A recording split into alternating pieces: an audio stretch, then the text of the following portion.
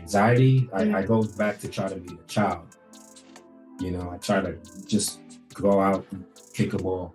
That's good. Because That's what took my mind off of things. Mm-hmm. And yeah, that's why I carry this ball to this day. Every time I feel stressed, I carry the ball. Welcome to Journey to Joy Live. This is week 36, and I'm your host, Dr. Enjoy, and I'm excited to have my brother-in-law, Kenny Mena, here to join me. Thank you for having me. Thank you for coming. Long overdue. Yes. Would you like to tell everybody who you are? I am Kenny Mena, obviously, her husband's youngest brother. Mm-hmm. I currently work in farming, and I'm a soccer coach. And yeah, that's pretty much it. You're really doing some things as a soccer coach. And you are a soccer player or have been a soccer player most of your life. When did you start playing soccer? Started when I was about 5 or 6. Wow. Yeah, I'm done playing though. I stopped playing when I was 32, I believe was my last game. Not bad. It was just a couple years ago. Not to say your age, but yeah. Yeah, I'm 34 now. Uh-huh. That's really exciting. Any challenges with playing soccer? No, I was really not one challenge. No, definitely challenges for sure. I mean, you learn different ethnicities, working with other people. It's a team game, so it's not like, I'm out there playing tennis 1v1 and it's all about me. So I have to try to learn how to motivate others to have that same intensity that I have. Yeah. Because I'm super competitive. It's really bad. Yeah. It's bad and good. Makes you be a good soccer player. Makes you be a great soccer player, but some people dislike it at the same time. Yeah. It's like you can push people a little bit too much. It's hard to navigate through sports and being in a team full of egos and stuff. It's a nice balance, and you got those egos. That's very true. For sure. Yeah. Yeah. Okay. So soccer is a really big part of your life. So it's really awesome that you've been able to play yourself, and then now as a soccer coach, how's that been? It's been great. It's amazing being able to impact kids' lives the way coaches were able to impact me. Yeah. And I had a lot of coaches growing up, so they all played a major role in my life, and I have a different love for them now. Yeah. Yeah. You're young, you don't really understand that it all. But now that I'm a coach, now I'm like, oh, yeah, I have 18 kids for one team, and it's you can't satisfy everybody. You have to, you can do too much over here. These people feel bad. You do too much over here, these kids feel bad. So it's yeah. And that's what I've been trying to find this last year. That's what I've been working towards. Balance. Yeah, balance. Yeah, that's been my goal. That's really good. Because without that, I can't function or help anybody. And I talk about that all the time. Self-love, self-care. We need balance and we need resilience, especially when we're dealing with challenges. As everyone knows, Journey to Joy Live podcast is about mental health and breaking down the stigma of mental illness in the Black community in particular. So we wanted to talk about also your struggles with mental health and mental illness. So you can start wherever you want. I don't want to ask a specific leading question. Go ahead. That's why I'm here. I've been waiting this whole time. When did you realize that you may have been struggling from something that was around? Oh, it started really early. Okay. It started super early. I mean, something as little as my parents not being able to come to the games and seeing all your friends with their parents. That had all that. That's all I needed to motivate me. I was I was angry. I was very angry, but it helped me tremendously. So it was the best of both worlds, because if they were there, I don't know if I would have been as great. Because I think I would have been maybe too comfortable. Gotcha. It's kind of deep. Yeah. It gets really, really deep, because my parents were there. Most of my, I can name probably 5 families that were basically part of my family. Where I used to live in Brooklyn and still go to school in Queens, and I would sleep over their house. I would have club practice. I would have high school practice at 3:30, 3:30 to 5:30. I would go to my friend's house. or hang out, go eat. Then I would have club practice from like 8 to 10 p.m. And then after that, and practice was in Long Island, right, which is like about a 40-minute drive from Queens. My friends would drive me back to Queens, even though I lived in Brooklyn. Wow. That was my only ride to the train. Gotcha. So 40 minutes back and then get on a train, hour and a half to go to Brooklyn. So I'll be at home every night at midnight. Wow. And it's starts again in a few hours, basically. And my first class was at 7:30. So a lot of independent. I was up at 5 every day, 5:30 every day. Yeah. Since a young kid. So, it's hard for me to understand sometimes why kids struggle. Not why kids struggle. That kind of sounds weird, but why kids aren't as energized when they get like rides to practices and they live 10 minutes away and they have their right. I have a hard time like understanding. Oh, that's what you're saying because you don't travel like 40 minutes like midnight, and these kids go like 10 minutes. Oh man, different generation. It's a different generation, but that's the beauty of it as well because I get to understand their side of it. You know what I mean? Like, because if I had both my parents, it would be like that as well. You know what I mean? Good. It's good and bad. It's because I don't think I would be where I'm at now if I had both my parents. Who knows though? I don't know. I don't know because I took out a lot of anger and I was always playing because of it because it was my only escape. So like I was playing all the time. There was nothing. Everybody knew me as Mena, and everybody would help me because they knew my family was never with me, and their families would help me eat. I was always the kid that was by himself. Soccer was your family in that sense. Yeah. But it's a beautiful thing for sure. I wouldn't change it for the world. I'm more at peace with it now for sure than I ever been. And would you say your mom wasn't around? Was she working a lot? Yeah, my mom worked 2-3 jobs. Like a single mom? Yeah, my mom worked 2-3 jobs. She is the hardest worker I've ever seen. Yeah. That's the reason why I have multiple jobs. Yeah. You're used to it. That's what you saw. Yeah, that's what I saw. I was like, my mom has multiple jobs and we still struggle. So I'm like, I have to have even more jobs. That's how I was. Because you're still struggling with that. You know what I mean? Like, I didn't understand that. Like, wait, what? Like, I would look at the drawer, wake up, look at the drawer next to the fridge, and I see all these past due bills, and I'm just like, not saying anything, but I understand. Yeah. At a young age, I was maybe 10 years old. Yeah, and it's so sad because the single moms are amazing and they're superheroes and they're working really hard. But then when they're not there for their children, then that's obviously an impact. So it sounds like it's what you were experiencing. Yeah, for sure. Yeah. Yeah. So you were able to escape in soccer. Soccer was like your family. So you had 5 other families. At what point did it seem like mental illness started to get in the way or started to rise? And you're like, is something wrong? And you noticed. This is big now, but it wasn't big. It was normal for me. But I understood that I was different. I understood I was built for it. Obviously, it was still a struggle, but I understood from a very young age that I was special. Like I can handle it. It's challenging in a beautiful way. That's how I like to see it. You were like resilient. You were going through it, but you were able to get through it. Yeah. Because I felt like when I got home and my mom was still waiting for me, even though she got up at the same time. Sometimes me and my mom go to work together. Because we got on the same. We actually did a lot of times. We got on the same train. Just for protection. I always was very protective of my mom. Okay. So we got on the same train, even though she left for work early. Yeah. I used to get on the train super early with her as well. Yeah. Take the train from Brooklyn to Queens. She worked in Queens. And I would get to school a little bit early and just play with the ball until they opened up the school. Okay, that's good. So she was there with you in the beginning of the day. Yeah. That's good. Yeah. That's good. But that was normal. New York is normal. Everybody takes the train. Not normal because, I'm over here basically taking a flight to go to work. You know what I mean? Like, hour and a half, 2 hours from Queens to Brooklyn. That whole flight can be 2 hours exactly. Yeah. You know what I mean?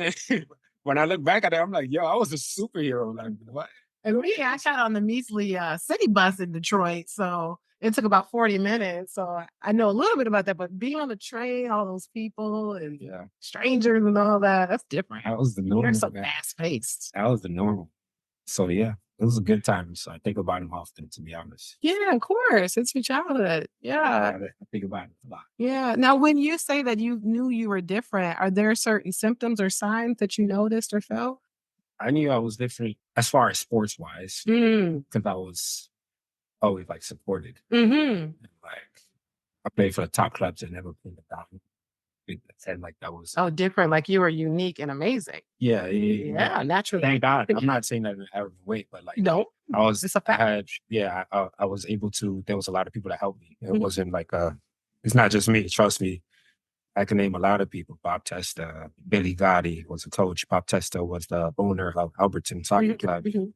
White man changed my life just by sending me to Disney Cup, Mm. which is like the biggest Mhm. tournament at that time. I'm not sure now how Disney Cup is, but Yeah. at that time it was amazing. Wow. And then that's how I got full scholarships. Mhm. You know what I mean? So Yeah. he changed my life. Full scholarships and graduated college. That's right. So basically the second in your family to graduate Yeah. college. Because your older brother, my husband. Yeah. was No, the first. he changed my life. I mean, coaches like Elgin, Mhm. uh, yeah, go on and on and on. Lots of people. Yeah, it's a lot. That's nice. It's a lot. Do they know it? Have you been able to thank them? Yes, I've been able to reach out to That's so cool. reach out to me for sure multiple times. She's coaching at Navin Pike College. Mhm. And Soccer is huge. Was there ever a point in your life where you couldn't play for any reason? injuries for sure. Mm. Yeah, but that was way later in life. When I Mhm. was young, I never got hurt.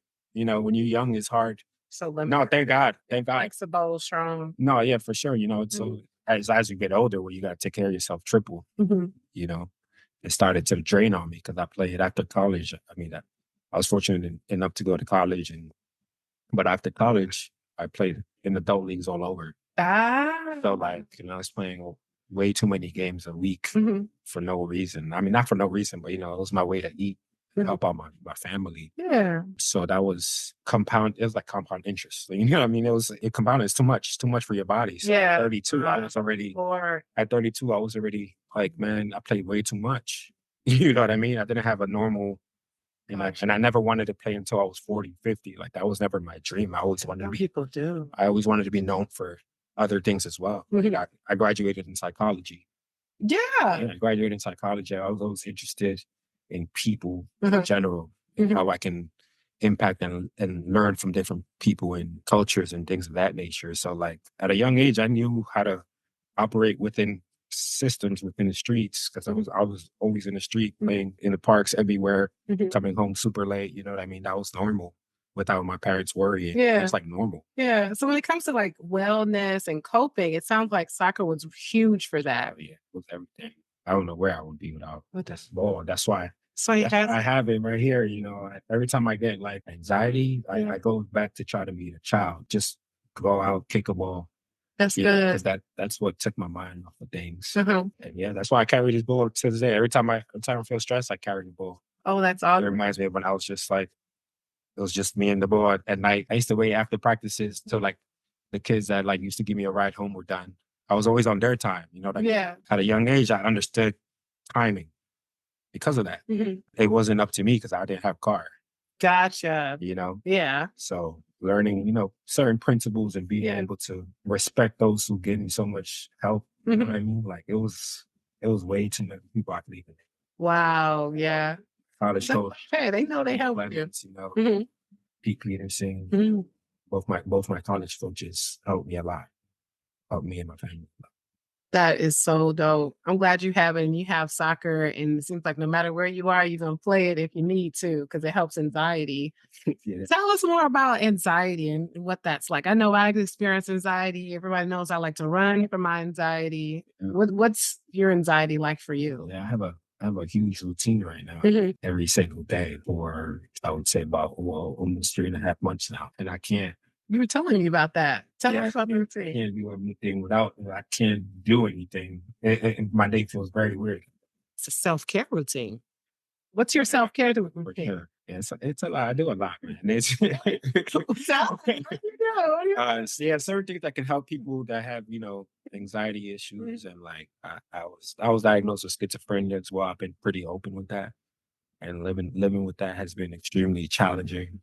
But it's part of who I am. You know? Just kind of gotta. You have it. It Yeah, doesn't matter you. yeah. That's right. That's the mentality you have to have. But routine wise, I get up 5:30. Around that time, I just read something. You know, try to learn something as soon as possible. Do that for about an hour or so.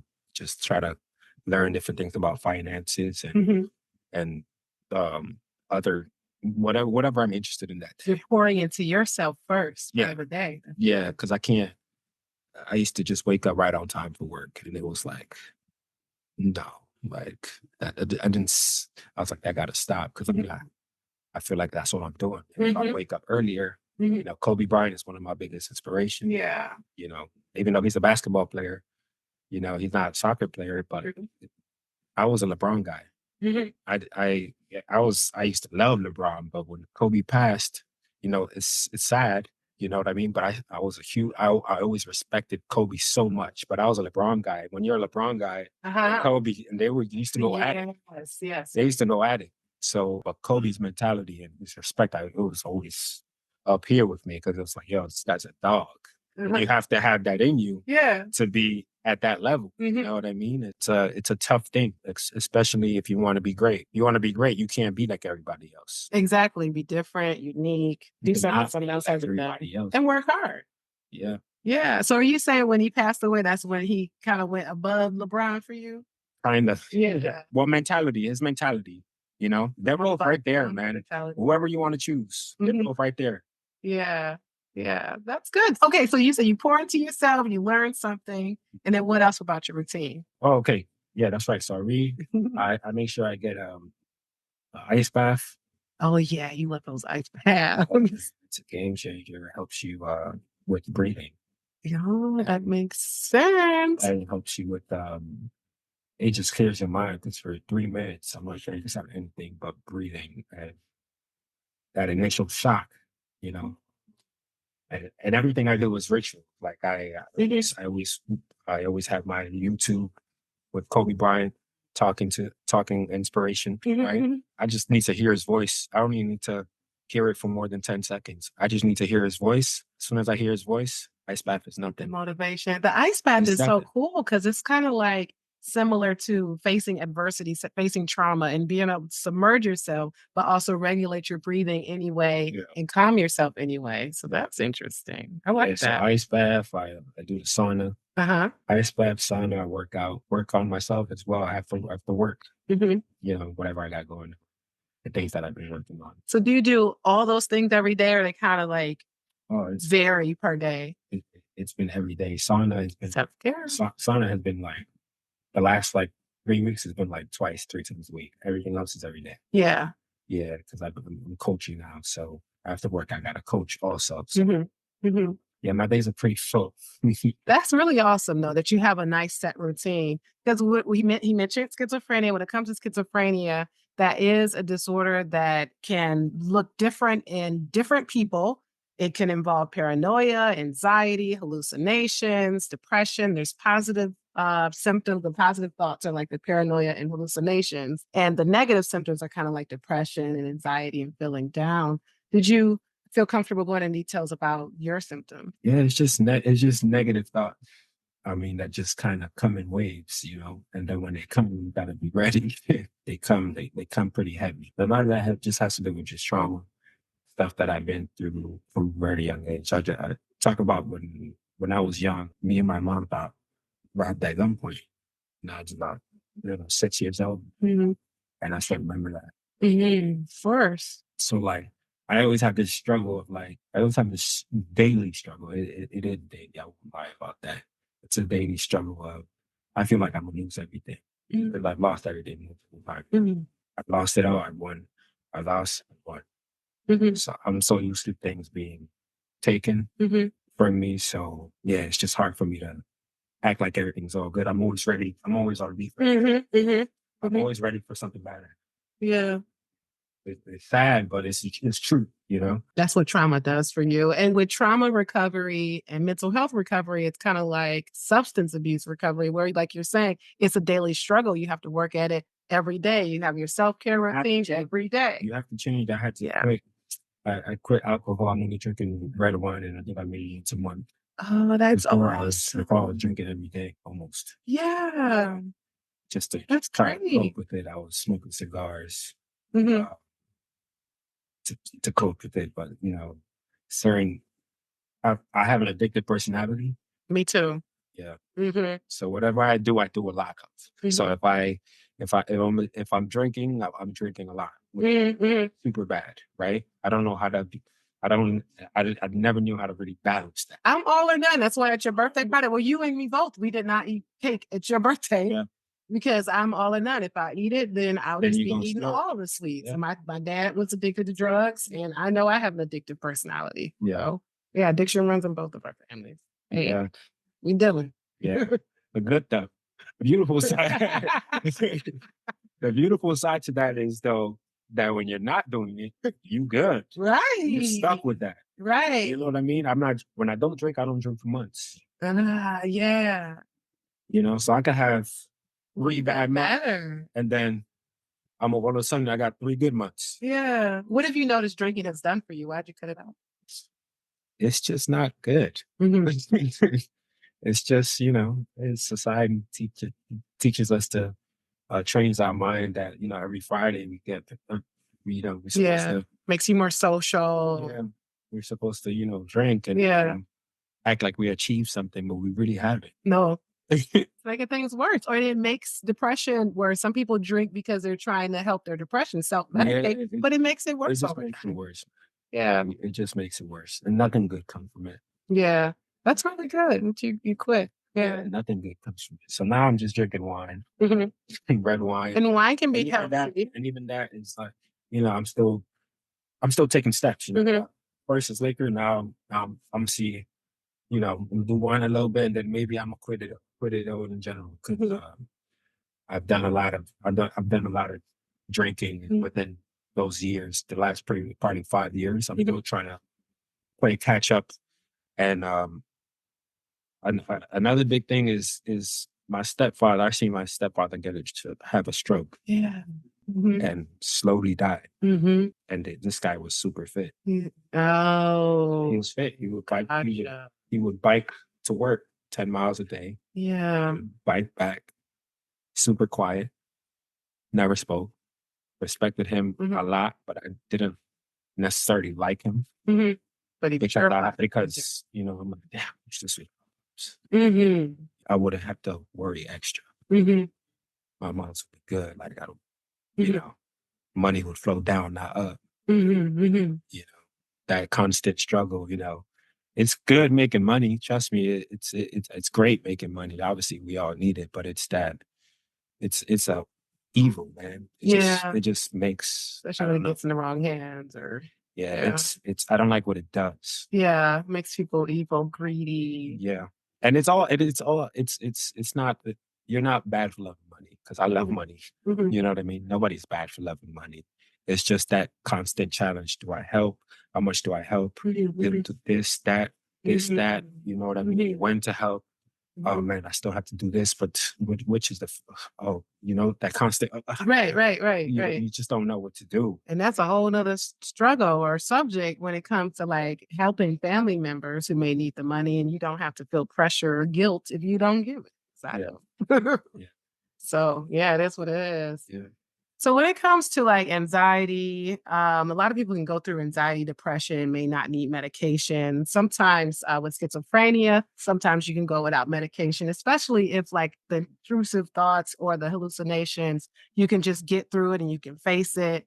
You're able to still work. You're able to maintain healthy relationships. Maybe medication isn't necessary. So I have met a lot of patients who've gone through schizophrenia or hallucinations for any reason. They haven't had to do medication. What's your experience with medication? Currently, I'm not doing it ever since I've been taking the necessary steps, eating much better. I stopped eating meat, Mhm. I might eat chicken or meat.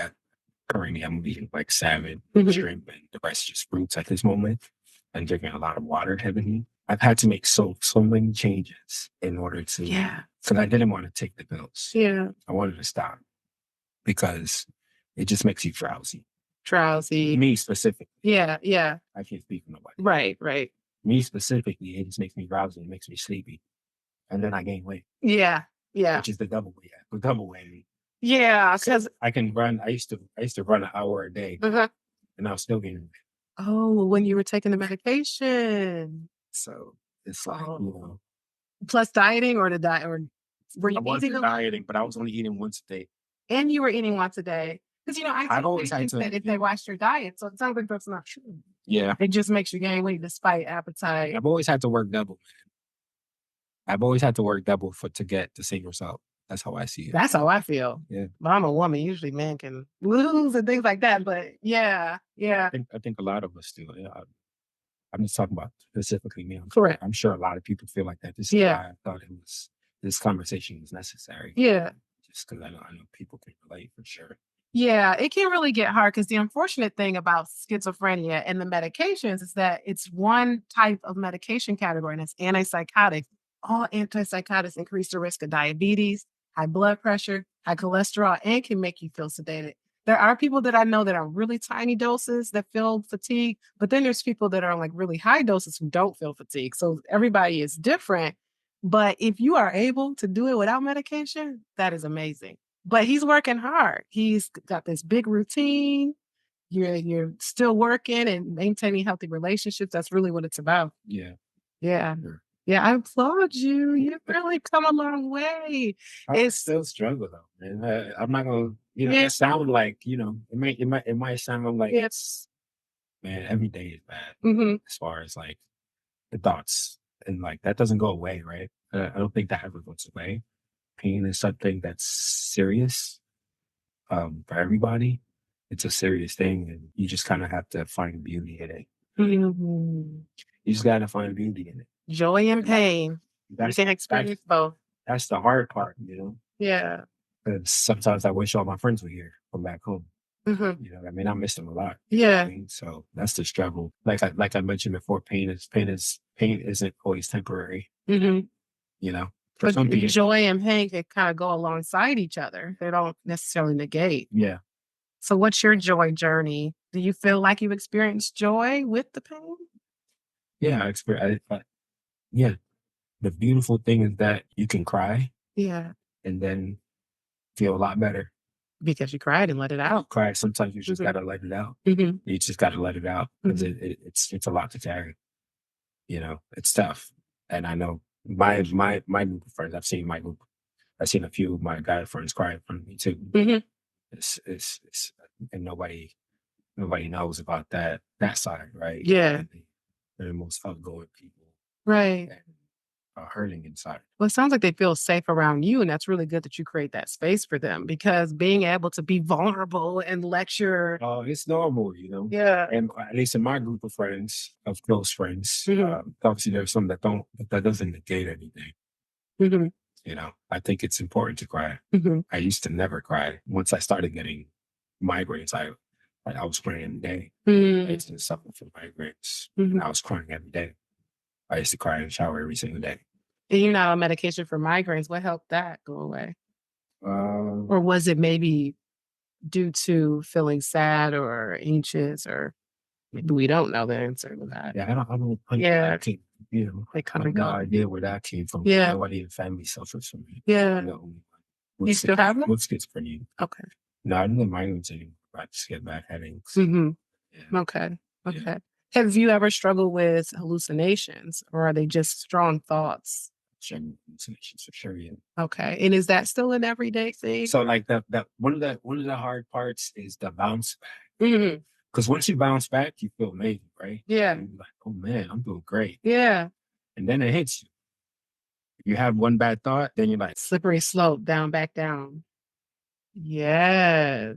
And then you start thinking about the past. I've been to the hospital. I spent time in the hospital before, so certain things remind you of it. Just being in the hospital was traumatic in and of itself. Extreme.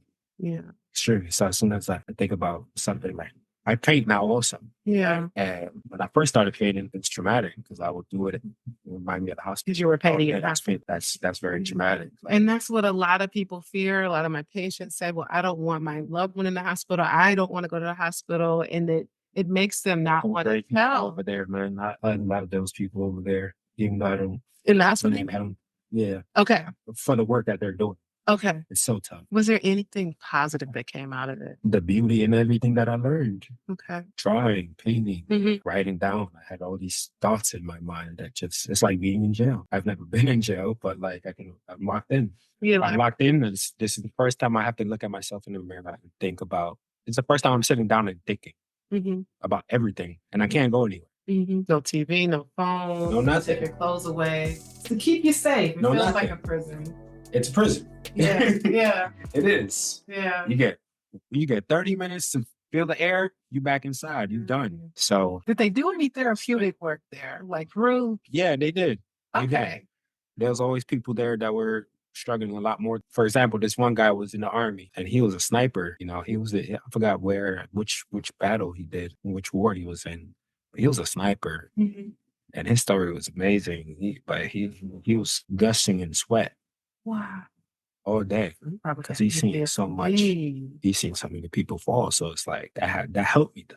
His story helped. Okay. So some positive. But definitely I hear a lot of other people that are going through similar situations. You know, that helped me. Even though we were because I was very reserved, right? I'm a very reserved person. I don't like getting close to people because when I do get close to people, I lose them. Whether that's death or that's just losing them. That grief is always there. Losing people I love is common for me. It happens all the time. So I say to myself, gotcha. That fear of losing someone. Yeah, I get to attach someone. I detach. I'm super cold. Gotcha. You know, I'm the most loving person. Yeah.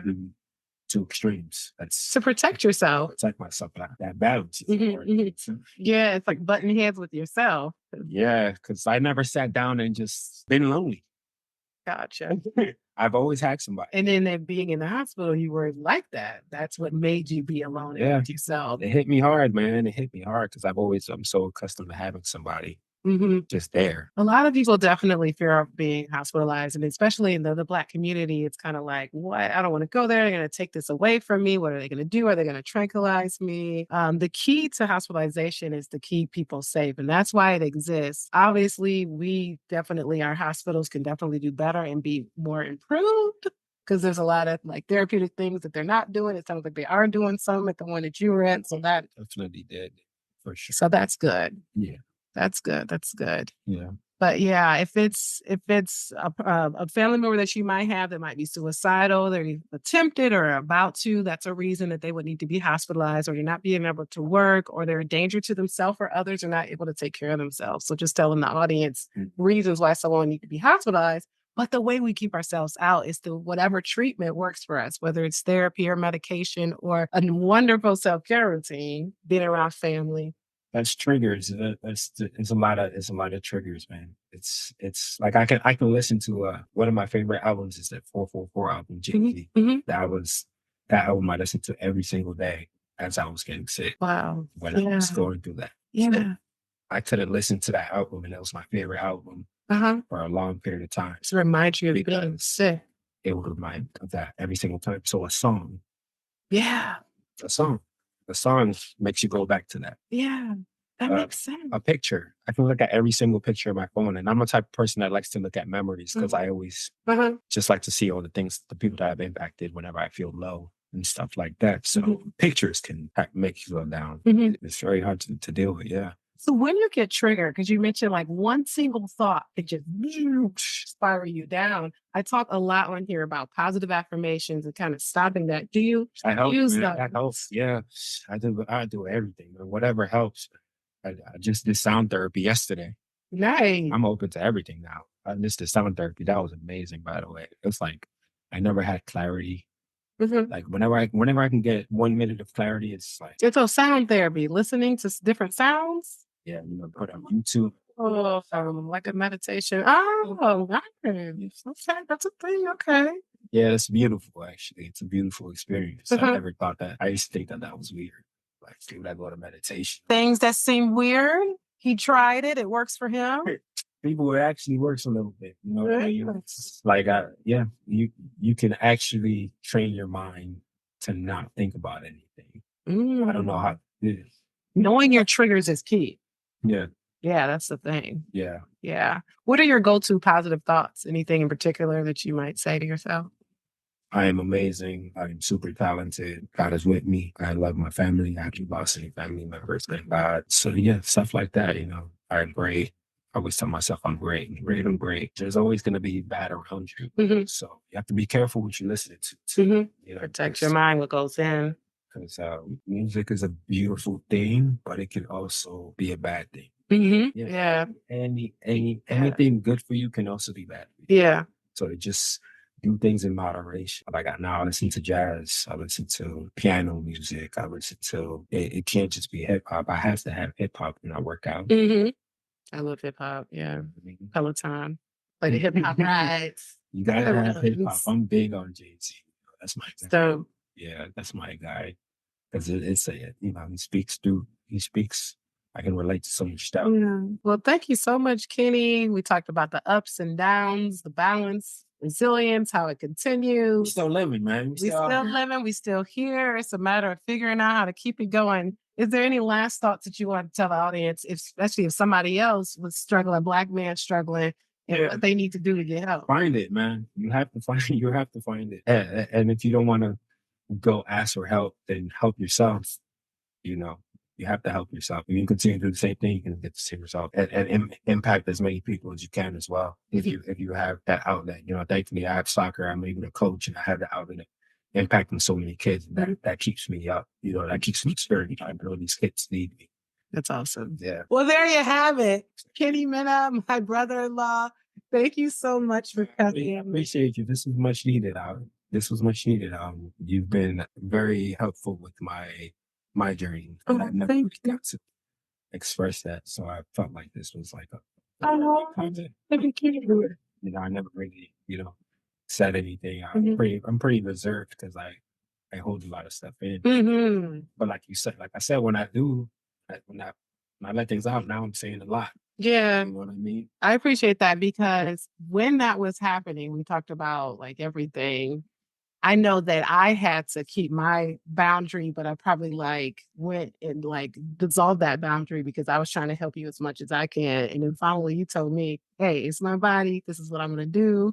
And I backed off. So it's a matter of the family members being in their position, like what just being there to help, but also to help where you want to help and for us not to be too overbearing. So that probably helped because I imagine us family, we were too overbearing at some point. Nobody ever talks about that part. Yeah. The sacrifice of not seeing your family as much as you want because you have to work on yourself. Oh, yeah. Yeah. That's a big sacrifice. I always want with you guys. I have a lot of work to do.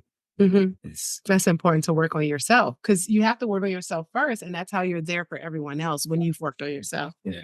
Even if it's consistently working on yourself. Yeah. So work on yourself, man. That's the message. Yeah. Work on yourself.